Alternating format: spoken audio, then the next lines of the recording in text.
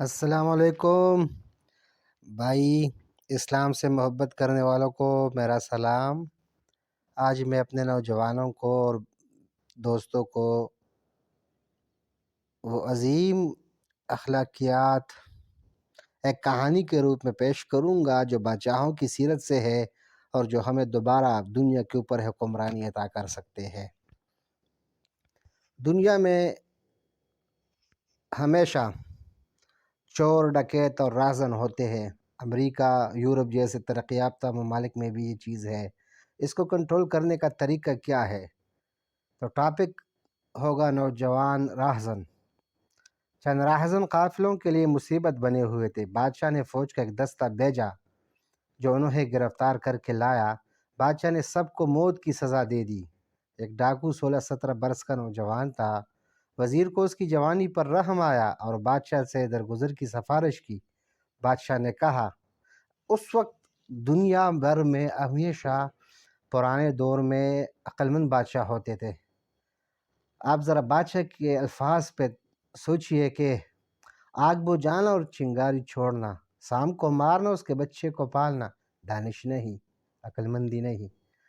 لیکن ہمیشہ ایسے مواقع پر اس طرح ہوتا ہے کہ چند درباری بھی وزیر کے ہم نوا بن گئے اور کہنے لگے، اے آقائے نعمت، اب اس نوجوان کی فطرت میں بدی راسخ نہیں ہوئی، ممکن ہے کہ صحبت صالح سے یہ سنور جائے۔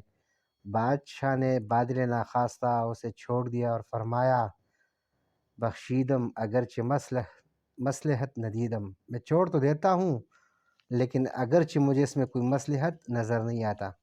یہ میں آپ کو بتاتا چلوں کہ آج کل بھی دنیا بھر میں تمام اداروں میں جو بڑے ہوتے ہیں، ان کے جو وہ سب آرڈینیٹس ہوتے ہیں، تو ان سے وہ اگر سب آرڈینیٹس یا وزیر کسی ایک بات پہ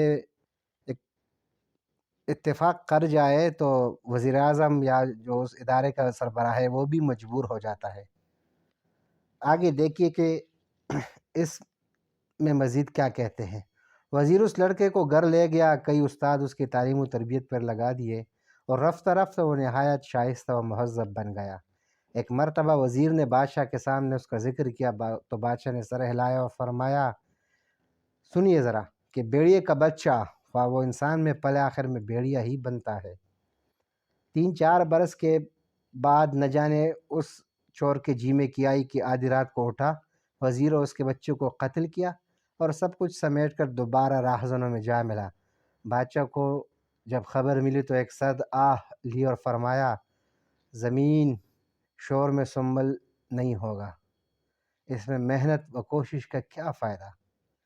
بروں سے نیکی ایسی ہی ہے جیسے نیکوں سے بدی کرنا۔ اب ذرا الفاظ پہ غور کیجئے، بروں سے نیکی ایسی ہی ہے جیسے نیکوں سے بدی کرنا۔ آج بھی اگر ہم اپنے ملک میں امن قائم رکھنا چاہتے ہیں تو ہمارے عدالتی نظام کو وہ سخت فیصلے کرنے ہوں گے تاکہ بد فطرت جس کی فطرت میں بدی ہو، بچپن سے اس نے غلط چیزیں سیکھی ہو، وہ عدالت اور پولیس اور فوج کے ڈر سے اس کام سے دور ہو جائے۔ ورنہ اس طرح اگر ہم یہ نہیں کریں گے تو ہمیشہ کے لیے یہ عذاب میں ہم لوگ آئیں گے اور ملک میں امن